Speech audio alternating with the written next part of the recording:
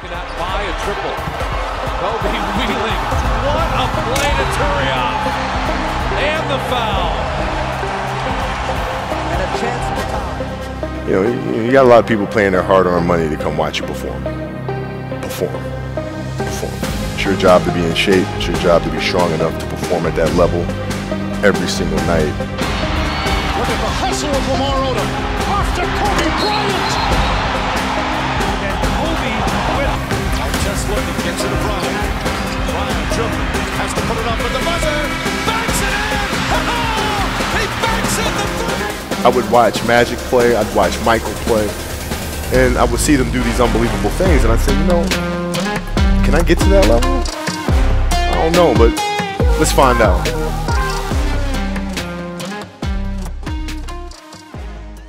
You know, basketball for me was the most important thing.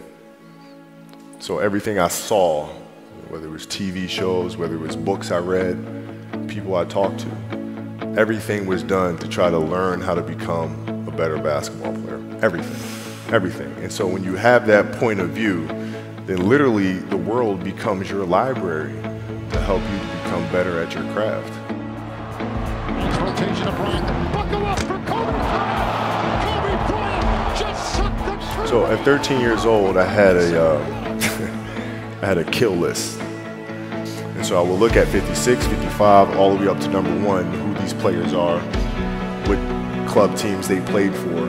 So when we go on an AAU travel circuit, I got to hunt them down, right? And so that became my mission in high school, is to check off every other person, all those 56 other names, hunt them down and knock them down.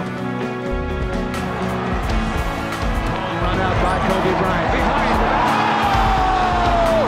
What did I just see? You just saw what Kobe does best. Taking like I see a lot of players take vacations with other players that are close friends. And they'll just take vacations just to take vacations, or just hang out, just to hang out. Like I never did that. Why not though? Why didn't you do that? Well, because when I retire, I didn't want to have to say, I wish I would have done more. Change of direction by Bryant. Slammed up. Woo! You talk about elevation. Chick, he went up to the rafters before he decided to put somebody. How did it feel knowing, like, from the moment you got into the league, the guy at the time is the greatest of all time, everybody wants to be like Mike, Gatorade, all this stuff. The level of respect he had for you when he spoke about you was different than everybody else. And you're an 18, 19-year-old kid at that time. Yeah. How did that feel when you heard how he spoke about you? It made me feel good, but you know, like what I told him, I was like, you didn't say anything I didn't already know, so. Wow. And I would tell him, I said, when I face him, we're gonna go at it. He says, oh, you don't wanna do that. I'm like, what? Man, you don't know me, man. And so when we matched up, I think he understood that. And you know, when I was 18, my first year, he got the best of me a bunch of times. I was right there the next play. You're not intimidating me, I'm not going anywhere. They'd love to get it into Nash's hands, and they do. Ball knocked away, stolen by Parker. Here comes George to Kobe Bryant. Bryant inside, it's good, it's good. Tie game.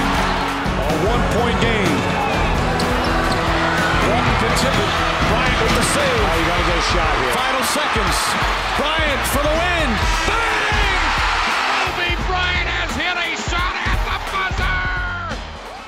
Yeah. How did you get mentally and emotionally so strong where it doesn't bother you? Well, you know, you got to look at the reality of the situation. You know, like for me, it's not, you know, you kind of got to get over yourself. Like, it's not about you, man. Like, oh, okay, you feel embarrassed. You're not that important. Like, get over yourself. That's where you go. Get over yourself, right? Like, you're worried about how people may perceive you, and like you're walking around and it's embarrassing because you shot 5 air balls. Get over yourself, right? And then after that, it's okay, well, why did those air balls happen? Got it. I didn't have the legs. So you look at the shot, every shot was on line. Every shot was on line, but every shot was short. Right? I got to get stronger. I got to train differently. The weight training program that I'm doing, I got to tailor it for an 82-game season so that when the playoffs come around, my legs are stronger and that ball gets there. say, okay, well, the reason why I shot air balls is because my legs aren't there. I go, well, next year they'll be there. That was it. Done. Done. Four away from Elgin Baylor's Laker record. Yes! Well, there's 70. Everybody wants it to get into Kobe's hand. Kobe pump fake for two. Kobe's got the Laker record. 81-point game. Ladies and gentlemen, you have witnessed the second greatest scoring performance in NBA history.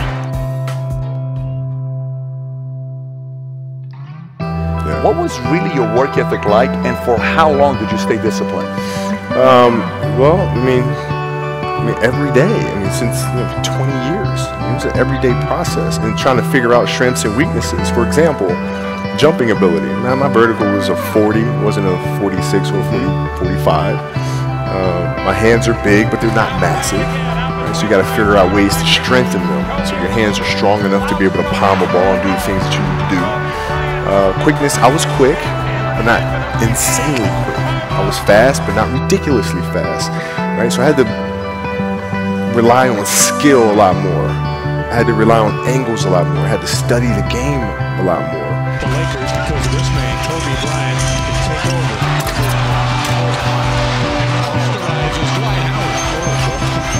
What is the conversation like with your wife and kids to say, listen, this is what I'm doing? How did that conversation go? But it's a balancing act. And that's the thing that's important, is understanding that we have to have so much energy. Because for like Natalia and Gianna when they were babies, especially Natalia because she was doing prime years, and I go to practice and I'd train and I'd play the game and I'd come home and I'd be sore and I'd be tired. And she wants to go swimming, she wants me to take her to the park, she wants to just jump on my back or whatever the case may be. You can't say, I'm too tired, I'm going to lay down. That's not fair. She doesn't know what the hell's going on, right? And if this was a game, you'd suck it up and play. I play games with the flu. I play games with 102-degree fever, man. You can't do that. That is so powerful. Right?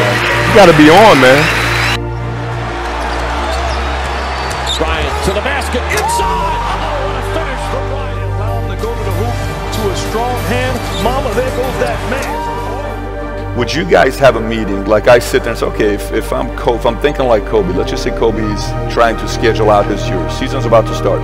Would you sit with her and say, okay, babe, this is the schedule next 12 months. Tell me about birthdays. Tell me about this. Yes. Is that what you guys do? Yeah, I look at it and say, okay, birthdays, what am I missing? Valentine's Day, Halloween, Christmas, Easter, like all that fun stuff. I look at the schedule and see what I'm there for, what I'm not there for. Christmas, is it a road game or a home game this year? And then we make a family decision. It's family travel.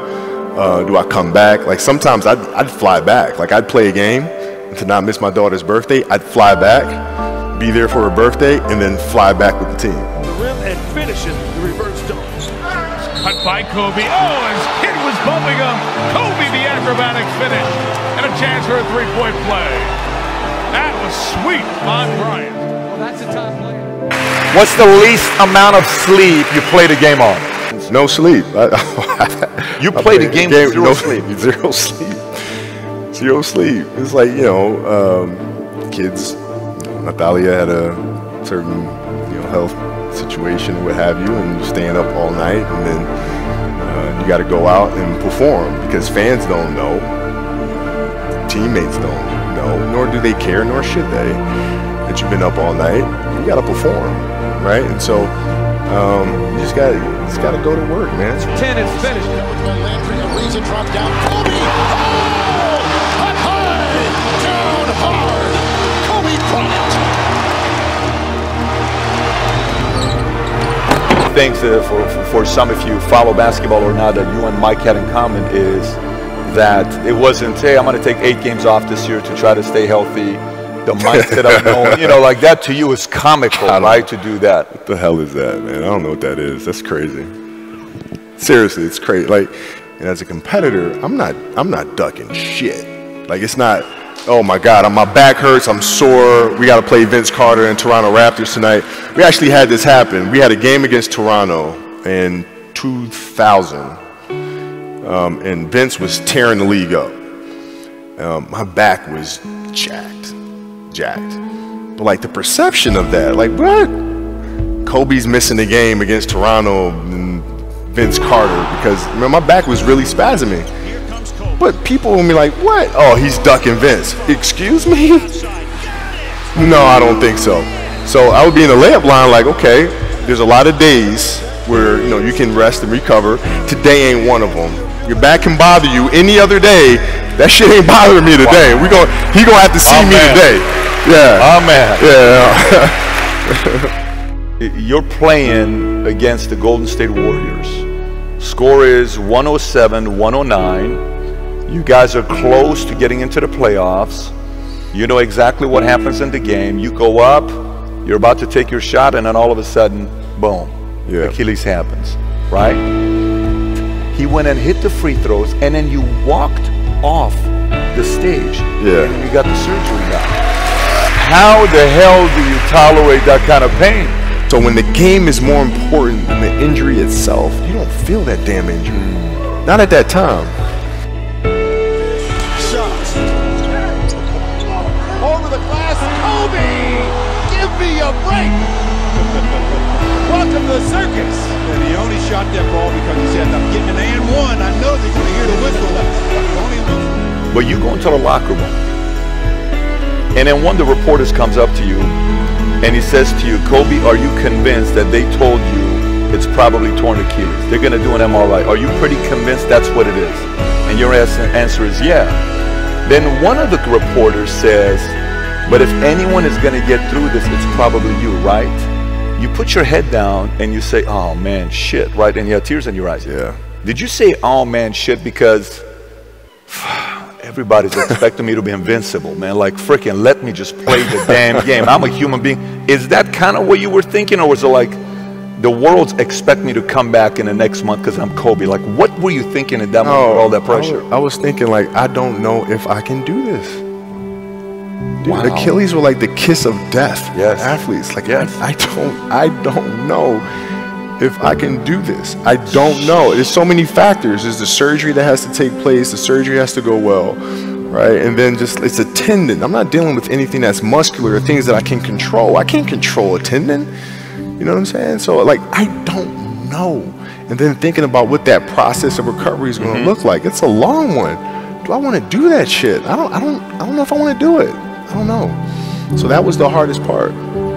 You don't know if you want to do it, or you don't know if you are going to be able to come back from it. Both. Oh, like, both I don't know if I can do it. I don't know if I want to do it. Got it. I mean, it's a long Yes. process. But like, when I went in the trainer's room, my kids are in there, and they're looking at you and stuff, and I'm looking at them, and I'm like, it's all right. Dad's gonna be all right. It'll be fine. It'll be all right. It'll be all right. It'll be all right. As a parent, you gotta set the example. You gotta set the example. This is another obstacle.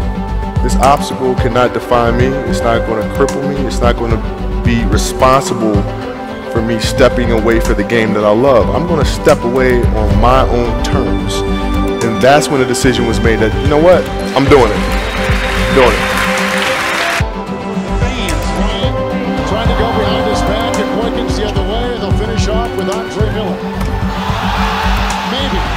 Hey, Kobe did not give up Kobe on that Bryant? play. How about that play? And Andre Miller took his time on the other end laying up. Watch Kobe. He's Sometimes we are so worried about what other people think about us. It's like, oh my gosh, what if they think I'm crazy? What if they think I'm over obsessive or competitive? And what if this is like, you're too much? This is just not healthy for you to be thinking this way, right? Yeah. How did you get your mindset into this alter ego to be comfortable being Black Mamba? Like, how did that happen? It's a good separation for me, emotionally, to be able to put myself in a place where at practice or when I'm training or during games, I switch my mind to something else. I switch my mode into something else, right? For me, it's the equivalent of Maximus Decimus Meridius in Gladiator picking up the dirt, smelling the dirt. It's go time, right? So that was my mental switch. It was like an actor getting ready for a film. You got to put yourself in that cage. When you're in that cage, you are that character. Then when you leave there, it's something completely different. But when I'm in that cage, bro, don't fucking touch me. Don't talk to me. Just leave me alone. out of the play. Fourth quarter the other night. played through it. Good point. Battier watching Kobe. Scooping, driving, and putting it in! How in the world did he do that? He passed to himself off the back. You really want me on the team. What's your approach to recruit me? You want first place, come play with me. You want second place, go somewhere else. Thank you guys. Thank you guys for all the years of support. Thank you guys for all the motivation. Thank you for all the inspiration. And you know, what's funny, the thing that had me cracking up all night long was the fact that I go through 20 years of everybody screaming to pass the ball. And on the last night, they're like, don't pass it.